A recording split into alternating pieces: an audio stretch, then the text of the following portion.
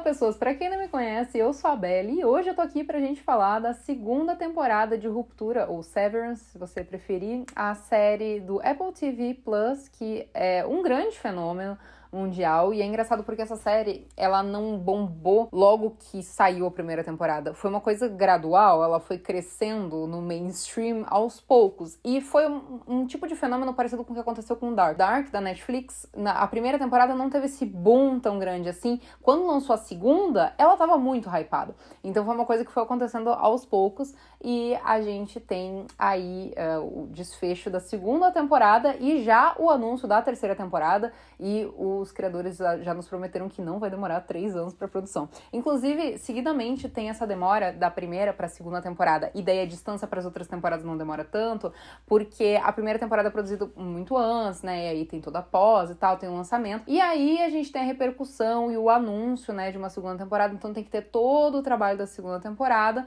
e, né, ela continua aí o seu desenvolvimento para as futuras temporadas.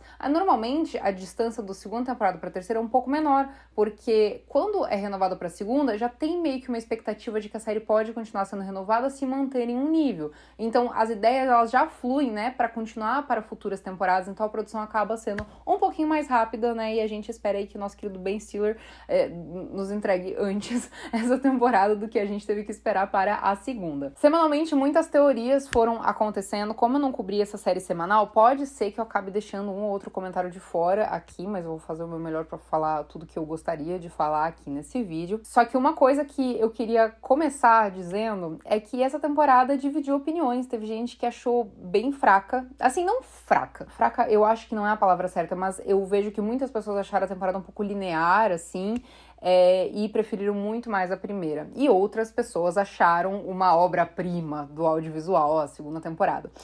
Pra mim, a maior questão que fez com que algumas pessoas, ou várias pessoas, enfim, não gostassem tanto da segunda temporada, foi a diferença de gênero da série. A série, ela mudou de gênero e tudo bem, eu acho que desde a primeira temporada eu esperava que ela fosse escalar pra esse estilo de série mesmo, porque, cara, a série se manter naquele ambiente estéril, que parecia quase um hospital, né? Uma coisa muito distante, muito minimalista, muito branco, divisórias e luz branca de teto, assim. Ia ser muito difícil a série se manter naquilo, né? Porque ia ficar uma coisa extremamente repetitiva. Só que o que atraiu as pessoas foi justamente isso, né? Muitas pessoas comparavam até com Black Mirror, né? Porque existem alguns episódios que são mais ou menos essa vibe. Uma coisa quase distopia tecnológica, assim, que é o foco principal de Black Mirror, pelo menos era, né? Até um pouco tempo atrás. E as pessoas, elas esperavam isso, né? Essa coisa distante, essa coisa inquieta e esquisita. Eu acho que esquisita é uma boa palavra pra definir a primeira temporada de Severance, porque é uma coisa muito esquisita, né? Uma coisa meio que desconfortável, né? A gente fica assistindo com um desconforto, a gente não sabe direito o que tá acontecendo, a gente não sabe o que é aquele refinamento de macrodados que o Mark tá fazendo, a gente não entende direito o que tá rolando. Claro que as coisas vão se explicando, né, aos poucos ali na primeira temporada, mas tudo também é muito simétrico, assim, os planos, né, as filmagens, tudo é minimamente enquadrado e planejado para ser uma simetria perfeita, justamente para refletir essa questão dos ins e dos outs, né? Principalmente no começo a gente não entende muito bem o que é o rolê, mas a gente percebe que tudo parece quase um reflexo, né? Parece que tudo é um reflexo um lado pro outro, porque eles brincam justamente com essa questão de ter, né, as duas consciências ali. Então, visualmente falando, a série parece toda espelhada, né, por causa justamente do tema que a série está abordando, né, da questão da Lumon e tal. Então, a primeira temporada ela parece mais perfeita, realmente, né, isso nós temos que concordar. A primeira temporada ela parece mais minimamente calculada, e a segunda temporada ela parece um pouco mais caótica. Só que, assim, pra mim era de se esperar que a série fosse seguir esse caminho, porque não tinha muito como ficar girando em círculos dentro desse ambiente Lumon o tempo inteiro. Então, essa segunda temporada, ela se aprofundou muito mais nos personagens. É engraçado porque tem uma entrevista do Adam Scott, que é o protagonista da série, Mark e Mark S. E ele fala que não era pra encarar o Mark e o Mark S como dois personagens diferentes, assim como o mesmo personagem com diferentes vivências, né, assim, com expectativas e consciências um pouco diferentes. Só que, cara, infelizmente não é isso que nós espectadores acabamos tirando da série, porque a série construiu tão bem esse universo dos Innis ali dentro da Lumon que a gente acaba encarando eles como personagens distintos depois que nós conhecemos melhor os Alts, né? E até eles têm diferenças, né? Assim, a filmagem é feita com diferentes lentes, né, também, então a gente tem até o formato do rosto deles um pouco diferente e tal.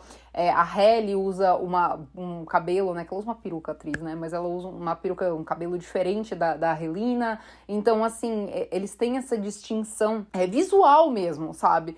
E nós, como espectadores, cara, é muito difícil a gente não tratar os personagens como sendo personagens diferentes. E digo que, de um modo geral, nós, como espectadores, torcemos mais pelos Innis do que pelos Outs, porque nós nos vemos mais conectados com os dramas deles e com as ambições deles e com as vivências deles. Por exemplo, nós temos um episódio muito, muito, muito incrível, que é onde a gente conhece a história da Gemma, né, que é a mulher do Out, Mark, a mulher dele que de fora, enfim, que é a senhora Colby dentro e a Jenna fora, né, a mulher dele. A gente conhece a história da Gemma e é uma história muito triste, né, a gente entende ali que toda a questão da gravidez e que ela perdeu o bebê e que eles tinham montado um berço e o berço, ele, né, acabou não sendo usado porque ela tinha perdido o bebê e blá blá blá, toda essa questão ali da Gemma. Também nós descobrimos toda a questão de que ela está dentro da Lumon, ela tem 24 Innis e o trabalho dele era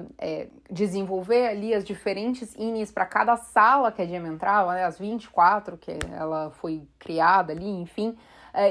Enfim, a gente conhece toda a história da Gemma e tal, só que a gente se sente mais movido pelo romance, né, entre aspas ali, do Mark com a Halle do que do Mark com a Gemma. Isso é uma maluquice, né? E eu acredito que essa é a intenção dos criadores mesmo. Nós temos finalmente uma conversa do Mark In, o Mark Out, através daquela câmera, né, e tal, que eles conversam. E, cara, o Mark In, ele fala pra ele, né, que é porque o Out tinha certeza que o In ia super ajudar ele a salvar a Gemma e tal, até porque na cabeça do Out eles são a mesma pessoa, só que o Out nunca se passou pela cabeça do Out que o In agora tinha as próprias ambições. Então, o In fala, cara, eu vou perder a Halle se eu fizer isso que você tá querendo que eu faça, né?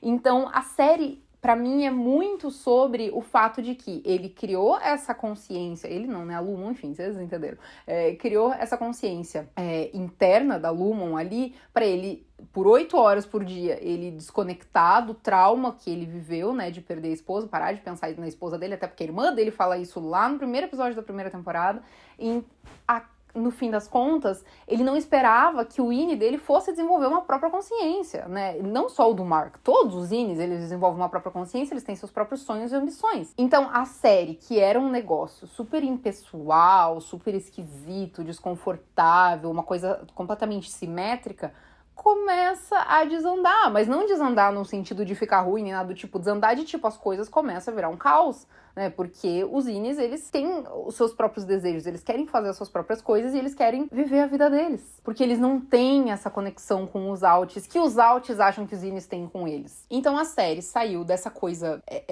super técnica, né, uma coisa bem, assim, distante, impessoal, pra uma coisa com muita intensidade, uma vibe mais fantasia, assim, saiu quase de um sci-fi pra uma fantasia, só que ao mesmo tempo bizarra, né, a gente descobriu coisas da Lumon muito loucas, assim, né, tipo, por exemplo, aquela sala lá dos bodes, né, e tal, a gente descobre que eram sacrifícios, tipo, gente, a Lumon, ela faz os rituais, é uma seita, assim, tem muitas questões sobre a Lumon e a gente tem esse final de temporada onde muitas pessoas defendem que seria um bom final, tipo um final redondo, onde a Gemma sai da Lumon, né, ela fica ali do lado de fora, e o Mark In, ele fica ali dentro com a Halle, então meio que seria um final de tipo, o Mark e a Halle vão ficar ali dentro e tal, não sei o quê, só que ao mesmo tempo nos deixa muitas possibilidades, né, pra que caminho a série vai seguir. A Lumon tá, né, sendo tomada ali pelos zines, né? Eles estão tendo ali o controle dos zines, até porque a personagem da Gwendoline Christie, inclusive a Gwendoline Christie, né, gente? Ela fez cada série icônica. Se você parar pra pensar, ela só fez série icônica, né, cara? Meu Deus do céu! A diva está em Game of Thrones, a diva está em Sandman, a diva está em Wandinha, a diva está em Ruptura, juro, icônica. Ela aparece ali pra tentar matar o Sr. Drummond. Inclusive, um comentário off aqui, o Sr. Drummond, ele faz uma série que eu assisti muitos anos atrás, eu assisti acho que há 8 anos atrás, por aí, 7 anos atrás, que se chama Trapped. Eu não sei se ela ainda tá na Netflix, na época eu assisti ela na Netflix, ela não era original da Netflix até onde eu me lembro, mas pode ser que seja. E é uma série islandesa. Eu lembro que eu olhei pra cara do Sr. Drummond e fiquei, cara, eu conheço este homem. Aí eu fui olhar lá, né, que na Apple você aperta pra baixo e aparece os atores, e o nome dele é Olafur Olafsson, e eu falei, meu Deus, ele é o divo que faz Trapped. Ela aparece pra matar o Sr. Drummond, ela acaba não conseguindo, e quem mata acidentalmente é o próprio Mark. Então, nós temos ali essa instabilidade da Lumon, né, que a gente vai ver nessa terceira temporada. E tem outras perguntas a serem respondidas também ali. Só que, por exemplo, o Mark e a Hayley, eles não podem ficar a vida inteira ali dentro da Lumon, por mais que eles sejam Innis. Então a gente tem essa questão. Os Innis vão sair e daí vão existir, tipo, clones, né, entre aspas, da mesma pessoa, né, que eram os Innis e os Outs ali fora. Como que vai ser isso na terceira temporada? Outra coisa, a gente tem que entender por que o chip da Gemma tem essas 24 variações, né? A gente sabe que estava sendo testado nela essa ruptura, né? Essa separação do trauma, né? De chegar num ponto que ela não lembra de forma alguma do trauma dela exterior, né? E eles fazem ela desmontar aquele berço, né? E tal.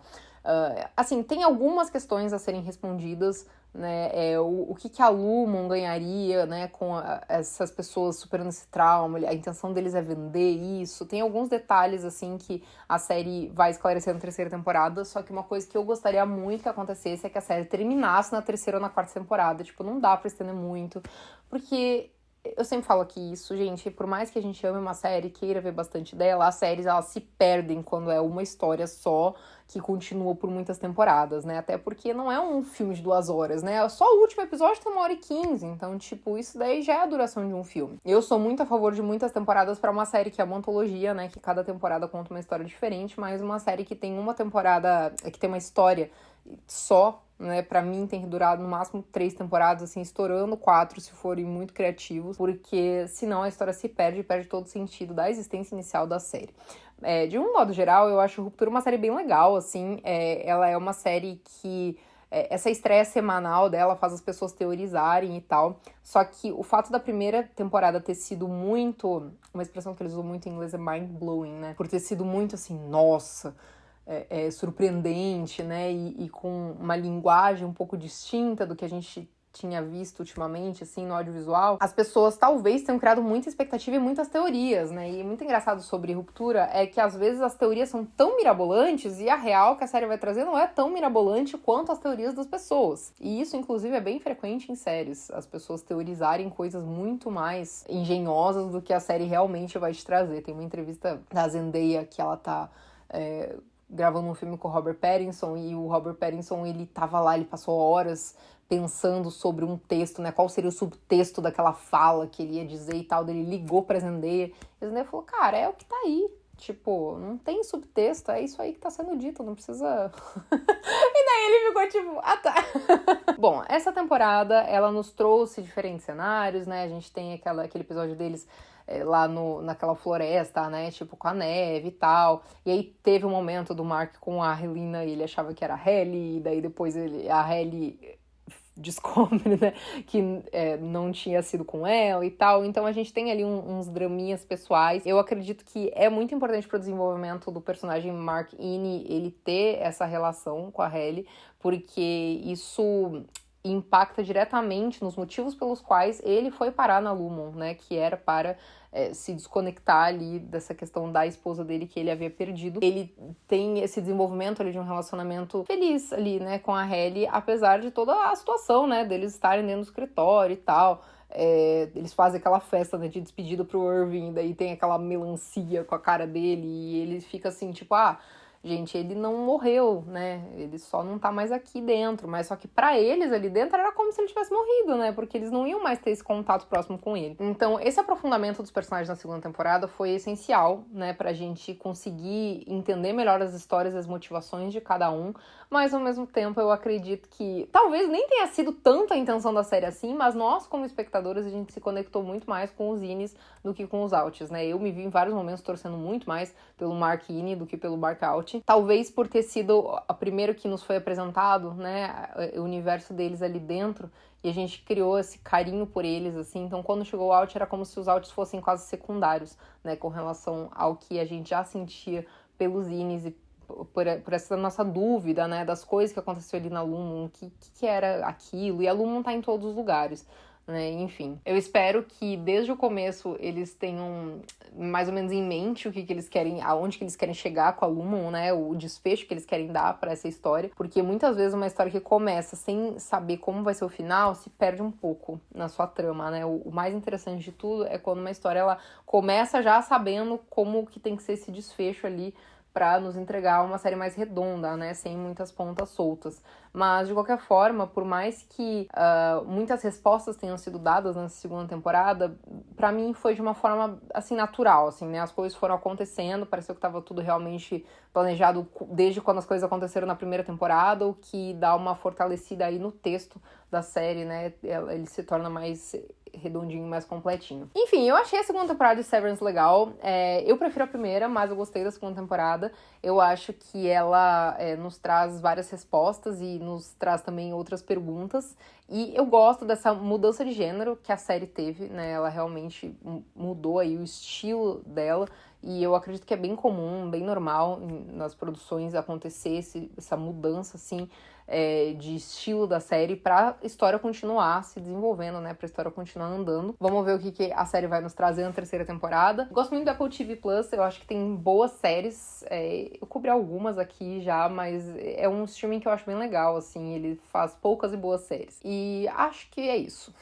Me contem o que vocês acharam dessa segunda temporada, se vocês foram do time que amou a segunda temporada ou se vocês não gostaram da segunda temporada. E me conta também se você gosta mais dos Innies ou dos Outs. E é isso aí. Um beijo pra vocês e até a próxima.